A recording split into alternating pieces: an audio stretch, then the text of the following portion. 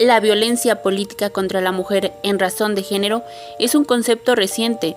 Se comenzó a legislar en este tema a partir del 2019 y se reconoce como violencia política los eventos que surgen en el contexto de elecciones y la vida intrapartidaria o en algún tema relacionado con lo común, que van desde secuestros hasta asesinatos, entre otros.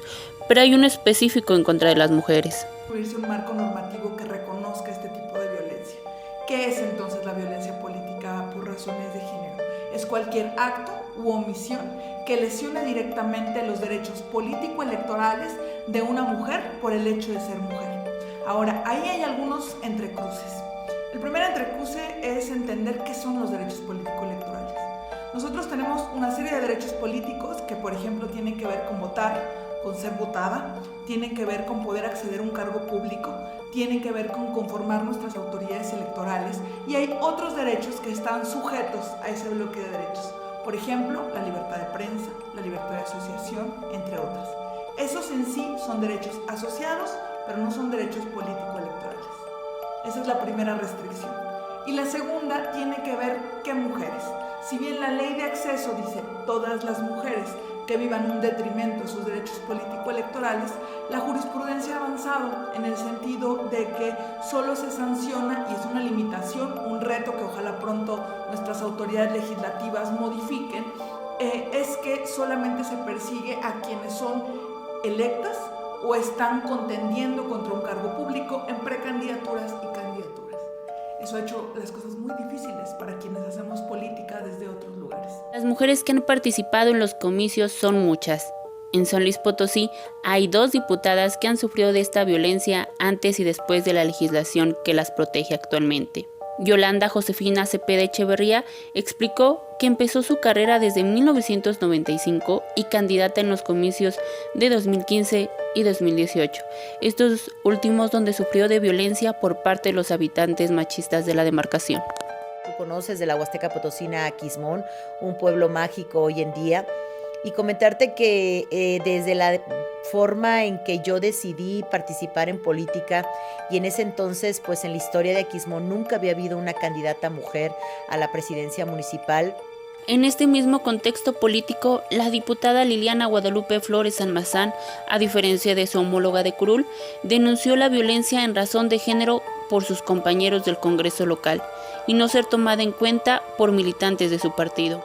¿Y cómo llegan contigo algunos compañeros diputados? Creo que hoy ya después de 2 años ya nos conocemos y creo que ya mis opiniones pues pueden estar a la misma altura o sobre una misma mesa que mis compañeros diputados varones.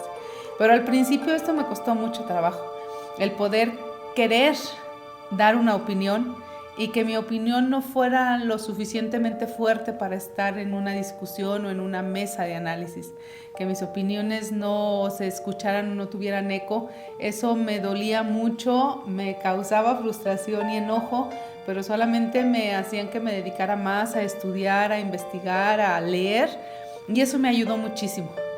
Como mujeres, tenemos que estar preparadas para estas situaciones, pero también saber cómo las vamos a resolver.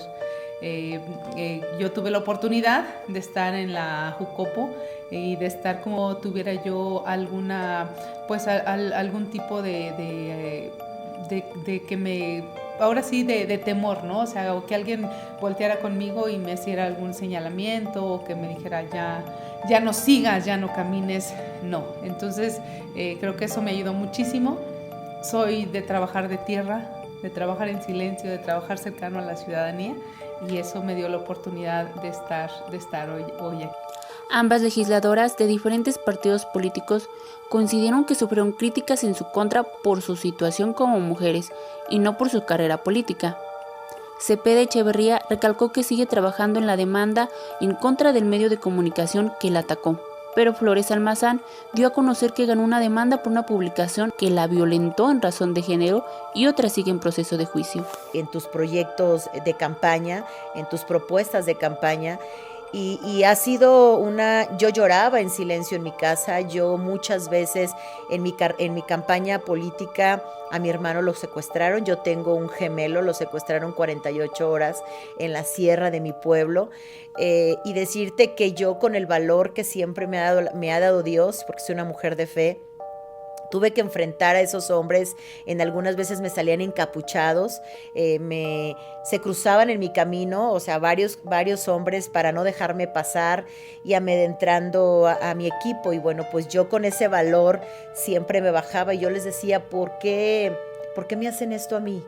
Déjenme competir.